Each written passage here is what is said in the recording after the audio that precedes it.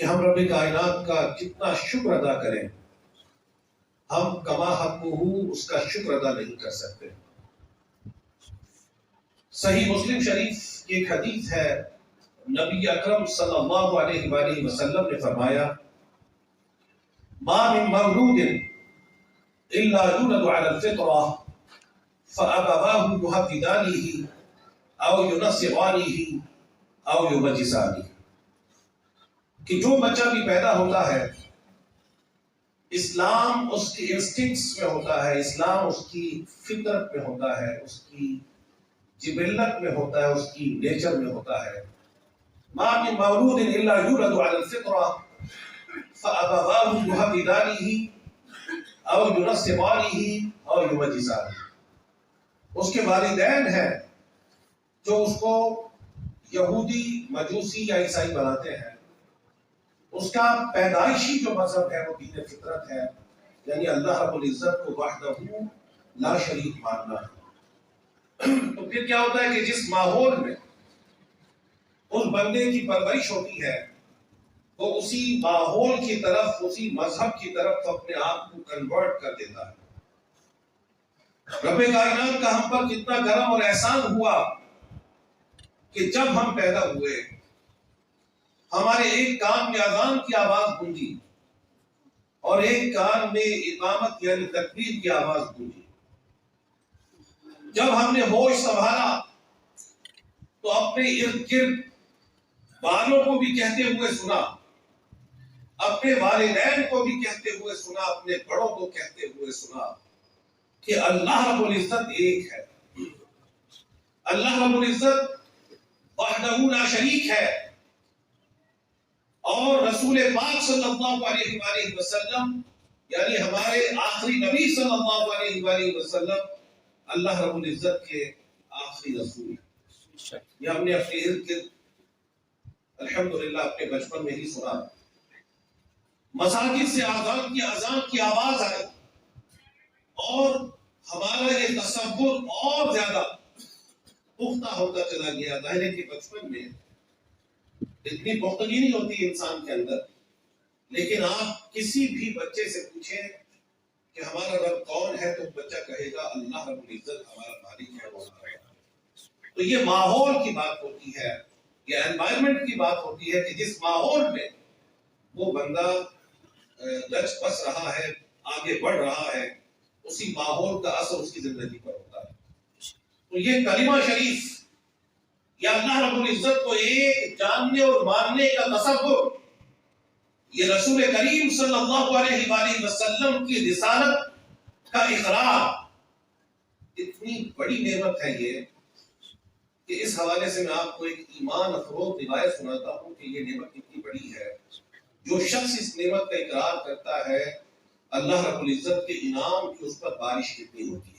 اعلیٰ حضرت امام اہل سنت امام احمد رضا خان علیہ رحمت الرحمن نے اپنے فتاوی رضویہ شریف میں اس روایت کو بیان کیا، اور یہ جو روایت میں آپ کے سامنے بیان کر رہا ہوں، ہر حدیث کہ جسے لوگوں کے سامنے بیان کیا جاتا ہے، ہر حدیث کی ایک سند ہوتی ہے۔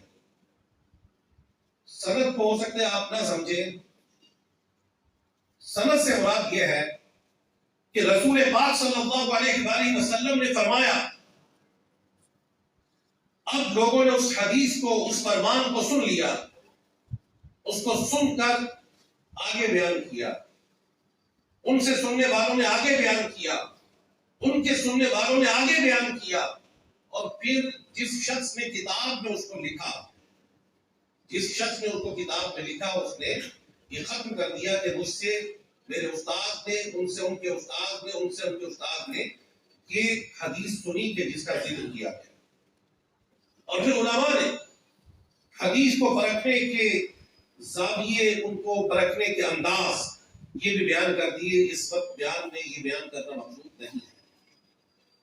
جو روایت میں آپ کے سامنے بیان کر رہا ہوں، اس روایت کی جو سند ہے، محدثین نے اسے گولڈن چین قرار دیا، سلسلۃ الذہب، یعنی سب سے اوتھینٹک راویوں میں سے یہ راوی جن کا ذکر میں آپ کے سامنے کر رہا ہوں، حدیث کے جتنے راوی ہیں ان کے سب سے مستند راویوں میں سے ایک سلسلہ سند وہ ہے کہ جو حدیث میں آپ کے سامنے بیان کر رہا ہے۔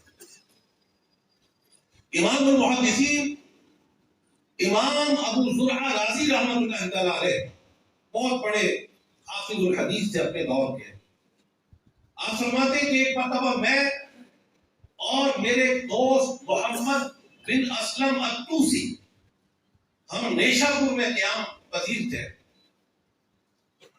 کہ جس جگہ ہم ٹھہرے ہوئے تھے ہمیں سامنے سے ذرا دور سے ایک جمع غفیر آتا ہوا نظر آیا۔ ایک ہجوم تھا لوگوں کا جو ہماری طرف آ رہا تھا۔ جب وہ لوگ ہمارے قریب پہنچے تو ہم نے دیکھا کہ لوگ کسی شخص پر چادر کا سایہ کیے ہوئے ہیں۔ جب وہ شخص، وہ ہستی ہمارے قریب پہنچے وہ لوگ، تو ہم یہ دیکھ کر حیران رہ گئے کہ وہ حسن و جمال کا پیکر، وہ نوجوان جس پر لوگ چادر سے سایہ کیے ہوئے تھے، وہ کوئی عام ہستی نہ تھی بلکہ عظیم امام، عظیم آل رسول کے فرد حضرت امام علی رضا رحمۃ اللہ تعالی علیہ کی ذات اقدس۔ لوگ ان کی زیارت کر کے اپنی آنکھوں کو ٹھنڈا کر رہے تھے اور بعض لوگ ان کو دیکھ کر ان پر غشی کا عالم طاری تھا، بے ہوش ہو رہے تھے کہ یہ ہستی کوئی عام ہستی نہ تھی۔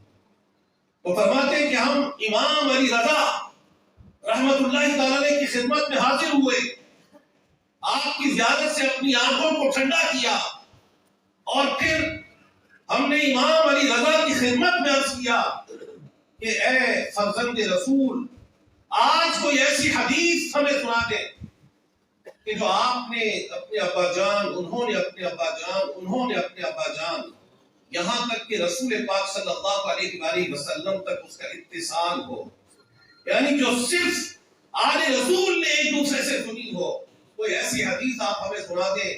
آج ہزاروں کا مجمع ہے، ہزاروں کا مجمع آپ کا یہ فرمان سن کر، آپ کی یہ روایت سن کر اس پر گواہ ہو جائے کہ ہم نے حضرت امام علی رضا سے وہ حدیث سنی کہ جو انہوں نے اپنے ابا جان، جو انہوں نے اپنے ابا جان، انہوں نے اپنے ابا جان، یہاں تک کہ رسول پاک صلی اللہ علیہ وآلہ وسلم سے سنی۔ تو فرمایا کہ ہزاروں کے مجمع میں حضرت امام علی رضا نے فرمایا کہ میں نے اپنے ابا جان حضرت امام موسیٰ کاظم رحمت اللہ تعالی علیہ کو فرماتے ہوئے سنا، اور فرمایا کہ میرے ابا جان نے حضرت امام موسیٰ کاظم کو فرماتے ہوئے سنا، اور حضرت امام موسیٰ کاظم رحمت اللہ تعالی علیہ نے اپنے ابا جان حضرت امام جعفر صادق رحمت اللہ تعالی علیہ کو فرماتے ہوئے سنا، اور حضرت امام جعفر صادق رحمت اللہ تعالی علیہ نے اپنے ابا جان حضرت امام محمد کو فرماتے ہوئے سنا۔ اور یہ امام محمد وہ ہے کہ جنہیں امام باقر کہا جاتا ہے، ان کا نام امام محمد تھا، انہیں امام باقر کہا جاتا ہے۔ حضرت امام محمد کو فرماتے ہوئے سنا، ان سے یہ روایت بیان کی، اور حضرت امام محمد الباقر فرماتے ہیں کہ میں نے اپنے ابا جان حضرت امام علی بن حسین، یہ حضرت امام زین العابدین کا نام ہے رضی اللہ تعالیٰ، انہیں امام سجاد بھی کہتے ہیں، امام زین العابدین بھی ان کو کہا جاتا ہے۔ اور ہمارے سلسلے کی عظیم بزرگوں میں سے یہ جو جس بزرگ سے میں نے آپ کو روایت بیان کرنا شروع کی ہے، اس سارے سلسلہ عالیہ قادریہ رضویہ اختاریہ کی عظیم پیشوا۔ شجرہ شریف میں آپ جو اشعار پڑھتے ہیں ان عظیم ہستیوں کا ذکر موجود ہے۔ تو فرمایا کہ میں نے اپنے ابا جان امام علی بن حسین زین العابدین رضی اللہ تعالی عنہ سے روایت کی، اور امام زین العابدین رضی اللہ تعالی عنہ نے فرمایا کہ میں نے اپنے ابا جان امام علی مقام امام حسین رضی اللہ تعالی عنہ کو یہ روایت بیان کرتے ہوئے سنا، اور امام حسین رضی اللہ تعالی عنہ نے فرمایا کہ میں نے اپنے ابا جان امیر المؤمنین خلیفۃ المسلمین مولا علی کرم اللہ تعالی وجہہ الکریم سے اس روایت کو سنا۔ اور حضرت مولا علی فرماتے ہیں کہ میں نے رسول پاک صلی اللہ علیہ وآلہ وسلم سے اس روایت کو سنا اور فرمایا کہ رسول پاک صلی اللہ علیہ وآلہ وسلم نے فرمایا کہ میں نے جبریل امین علیہ السلام کو فرماتے ہوئے سنا. حضرت جبریل امین علیہ السلام فرماتے ہیں کہ میں نے یہ بات اپنے رب کو فرماتے ہوئے سنی. وہ بات کیا ہے؟ وہ بات یہ ہے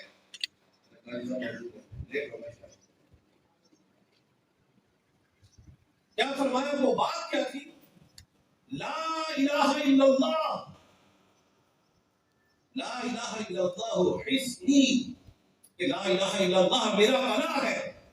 من قال دخل، جس نے لا الہ الا اللہ کہا وہ میرے گلے میں داخل ہو گیا. ومن دخل امنا، اور جو اس میں داخل ہو گیا وہ میرے عذاب سے بچ گیا. ٹھیک ہے، اللہ رب العزت کا کرم ہے کہ ہم بچپن سے ہی کلمہ شریف پڑھتے چلے آئے. اب سب سے بڑی بات کیا ہے؟ اس کلمے پر استقامت بہت ضروری ہے. ایک حدیث میں ہے انما الاعمال بالخواتیم، بے شک اعمال کا دار و مدار خاتمے پر ہے، کہ بندے کا اختتام کس کلمے پر ہوتا ہے. خدا نہ خواستہ بعض لوگ ایسے بھی ہوتے ہیں کہ جو دین اسلام سے پھر بھی جاتے ہیں، ان کی بدنصیبی ہے. اللہ رب العزت ہم سب کو محفوظ رکھے اور اس کلمے پر ہمیں اپنے کرم سے استقامت عطا فرمائے. یہ کلمہ وہ ہے کہ جس نے پڑھ لیا، ایک حدیث میں آتا ہے من قال لا الہ الا اللہ دخل الجنہ، کہ جس نے لا الہ الا اللہ کہا وہ داخل جنت ہوا. اور حضرت معاذ بن جبل رضی اللہ عنہ فرماتے ہیں کہ رسول پاک صلی اللہ علیہ وآلہ وسلم نے فرمایا کہ جس کا آخری کلام لا الہ الا اللہ ہو وہ داخل جنت ہو. یعنی آخری کلام کو علماء نے انٹرپریٹ کیا کہ اس سے یہ ضروری نہیں ہے کہ مرنے سے پہلے وہ لا الہ الا اللہ پڑھے. اس سے مراد یہ ہے کہ اس نے لا الہ الا اللہ پڑھنے کے بعد کفر نہ کیا ہو. اس سے مراد یہ ہے. کبھی کوئی یہ نہ سمجھے کہ جی آخری بار کلمہ نصیب ہوا، اس سے مراد یہ نہیں ہے. اور اس وقت کا علماء نے فرمایا کوئی اعتبار بھی نہیں ہے. اس وقت کا اعتبار بھی نہیں ہے کہ اگر خدا نہ خواستہ کسی بندے نے اس وقت شدید تکلیف کے حالت میں، اس کو پتہ بھی نہیں ہوتا، سکرات کے وقت اس کو پتہ بھی نہ چلے، اور وہ کوئی کلمہ کفر بھی کہہ دے تو اس کے بارے میں یہ نہیں کہنا کہ وہ کافر ہو کر مرا. یہ میں اس لیے بیان کر رہا ہوں کہ لوگ تشویش میں ہوتے ہیں کہ یار اس نے آخر میں کلمہ پڑھا تھا. تو یہ آخر کلام اس کا جو لا الہ الا اللہ ہے، اس سے مراد یہ ہے کہ اس نے کلمہ پڑھنے کے بعد کفر نہ کیا. یعنی جس کا ایمان پر خاتمہ ہوا ہو تو وہ ضرور داخل جنت ہوگا. تو ہم نے اپنے بھائی کو الحمدللہ کئی مرتبہ، مددگاری غلام مصطفیٰ صاحب یہاں موجود ہے، یہ بھی گواہ ہے کہ کتنی ہی شدید تکلیف میں ہوتے تھے.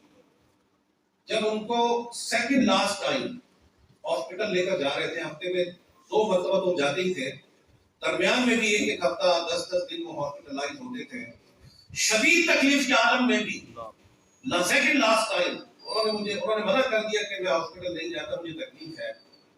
تو ان کا بیٹا یہ علی رضا، یہ علی رضا حضرت امام علی رضا کی نسبت سے ان کے والد صاحب نے رکھا تھا ماشاءاللہ، جن کی روایت میں نے آپ کو سنائی. تو یہ میرے پاس آیا کہ جب وہ ہاسپٹل جا نہیں رہے تو آپ آئے. میں گیا تو سخت تکلیف میں تھے. کہتے نہیں میں نہیں جاتا، مجھے تکلیف ہے. تو میں نے کہا اگر آپ کو تکلیف ہے تو آپ درود شریف پڑھیں. تو انہوں نے درود شریف پڑھنا شروع کر دیا. بس پھر وہ ہاسپٹل چلے گئے. کہنے کا مقصد یہ تھا کہ اللہ رب العزت اپنا کرم فرمائے. یہ اسلام پر، ایمان پر استقامت یہ بہت بڑی نعمت ہے. جس کے پاس یہ نعمت ہوگی اللہ رب العزت کے کرم سے وہ ضرور داخل جنت ہوگا. لوگ ماہ رمضان میں فوت ہونے کی بات کرتے ہیں کہ جناب جو ماہ رمضان میں فوت ہوا، حدیث ہے حلیۃ الاولیاء میں حافظ ابو نعیم رحمۃ اللہ تعالی علیہ نے اسے اپنی کتاب، مشہور کتاب حلیۃ الاولیاء میں سے نقل کیا. اور حافظ ابو نعیم یہ 5ویں صدی ہجری کے بہت بڑے محدث تھے، امام المحدثین آپ کو کہا جاتا ہے. آپ نے حلیۃ الاولیاء میں حضرت عبداللہ بن مسعود رضی اللہ تعالیٰ عنہ سے ایک حدیث کو بیان کیا کہ رسول پاک صلی اللہ علیہ وآلہ وسلم نے فرمایا کہ جو رمضان کے وقت میں مر گیا وہ داخل جنت ہوگا. جو 9 ذوالحجۃ الحرام یعنی عرفہ کے دن مر گیا وہ داخل جنت ہوگا، اور فرمایا کہ جو صدقہ دیتے ہوئے مر گیا وہ داخل جنت ہوگا۔ اور دوسری روایت کہ حضرت علامہ جلال الدین سیوطی رحمۃ اللہ تعالی علیہ نے اپنی کتاب شرح الصدور بأعمال الموتى والقبور میں بیان کی کہ حضرت انس رضی اللہ تعالیٰ عنہ فرماتے ہیں کہ رسول پاک صلی اللہ علیہ وآلہ وسلم سے انہوں نے سنا ہوگا کہ ماہ رمضان میں مسلمانوں کی قبروں سے عذاب اٹھا لیا جاتا ہے۔ جو مسلمان گناہگار دنیا سے گئے ہوں گے نا، تو جب ماہ رمضان آتا ہے تو اللہ رب العزت اپنے کرم سے ان کی قبروں سے عذاب اٹھا لیتا ہے۔ اور علماء فرماتے ہیں کہ رب کی رحمت سے ہم یہ امید رکھتے ہیں کہ جس بندے سے ایک مرتبہ عذاب اٹھا لے اسے دوبارہ عذاب دے گا۔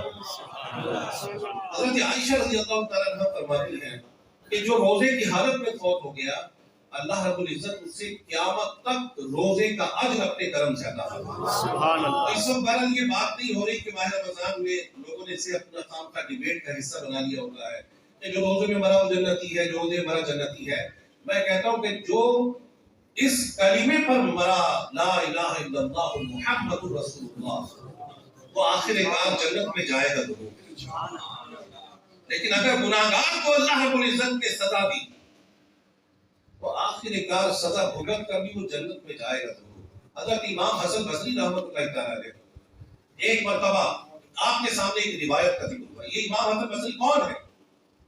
یہ حسن بصری وہ ہے کہ جن کی والدہ ام المومنین ام سلمہ رضی اللہ عنہ کی کنیز تھی، اور کبھی کبھار انہیں یہ شرف حاصل ہوا کہ ام المومنین کی گود میں کھیلنے کی سعادت بھی انہوں نے پائی۔ حضرت امام حسن بصری وہ ہے، یہ وہ ہے کہ جنہیں حضرت مولا علی کرم اللہ تعالی وجہہ الکریم نے خلافت سے نوازا، یہ وہ ہے جنہیں گھٹی دینے والی شخصیت حضرت عمر بن خطاب رضی اللہ تعالی عنہ۔ حضرت امام حسن بصری رحمۃ اللہ تعالی علیہ کے سامنے ذکر ہوا کہ سب سے آخری جنتی جو جہنم سے نکال کر، یہ مسلمانوں کا ذکر ہو رہا ہے کہ مسلمان بھی بعض اپنے گناہوں کی سزا بھگتنے کے لیے جہنم میں جائیں گے، تو سب سے آخری جہنمی جو جہنم سے نکال کر داخل جنت ہوگا وہ 1000 سال جہنم کی آگ میں جلا ہوگا۔ حضرت حسن بصری نے جب یہ سنا تو آپ کہنے لگے کہ کاش حسن وہ انسان ہو کہ جو سب سے آخر میں جہنم سے نکال کر داخل جنت کیا جائے۔ تو علماء نے بیان کیا کہ ان کی یہ کہنے کی وجہ یہ تھی کہ ان کے ذہن میں یہ تھا کہ کم از کم وہ ایمان کی حالت میں تو دنیا سے گیا ہوگا۔ یعنی اللہ رب العزت کے نیک بندوں کو ہمیشہ سے یہ بات تڑپاتی رہی کہ دنیا سے اپنے ایمان کو بچا کر جانے میں کامیاب۔ ایک طرف وہ لوگ ہیں اور ایک طرف ہماری بے باکی کا عالم ہے۔ اللہ رب العزت اپنا کرم فرمائے، ہم سب کی بے حساب بخشش فرمائے۔ رب کائنات ہم سب کو دنیا اور آخرت کی بھلائیوں سے نوازے، ہم سب کو اپنے کرم سے بخشش کا پروانہ عطا فرما دے، اور ہمیں قرآن اور سنت کے مطابق اپنا کردار سنوارنے کی توفیق عطا فرمائے۔ جتنے بھی احباب دور نزدیک سے مبلغ دعوت اسلامی وسیم اطاری صاحب کی روح کے اصال ثواب کے لیے تشریف لائے، میں تمام مہمانان کرام کا شکریہ ادا کرتا ہوں۔ اللہ رب العزت آپ کو جزائے خیر عطا فرمائے، اور آپ کا آنا، آپ کا ان کے لیے دعائیں مغفرت کرنا ان کے حق میں قبول فرمائے۔ آخر میں ایک روایت آپ کو ایمان افروز سنا رہا ہوں کہ ایک حدیث میں ہے کہ میری امت مرحومہ ہے۔ ہم مرحومہ کہتے ہیں جو عورت فوت ہو جائے، تو فرمائے کہ میری امت مرحومہ ہے، یہ گناہوں کے ساتھ قبر میں داخل ہوگی، لیکن قیامت کے دن جب اٹھے گی تو ان کے نام اعمال میں گناہ نہیں ہوں گے، مسلمانوں کی ان کے لیے دعائے مغفرت کی وجہ سے۔ مسلمانوں کے لیے دعائے مغفرت کرنا یہ الحمدللہ مسلمانوں کا شیوا قرآن نے بیان کیا ہے۔ اللہ رب العزت ہمیں یہ توفیق دے کہ ہم اپنے فوت شدگان کے لیے بھی، زندوں کے لیے بھی، اور اپنے اعزاء و اقربا کے لیے، اپنے والدین کے لیے ضرور دعا کیا کریں۔ اللہ رب العزت کی بارگاہ میں دعا ہے کہ وہ ہم سب کو دنیا اور آخرت کی بھلائیوں سے نوازے۔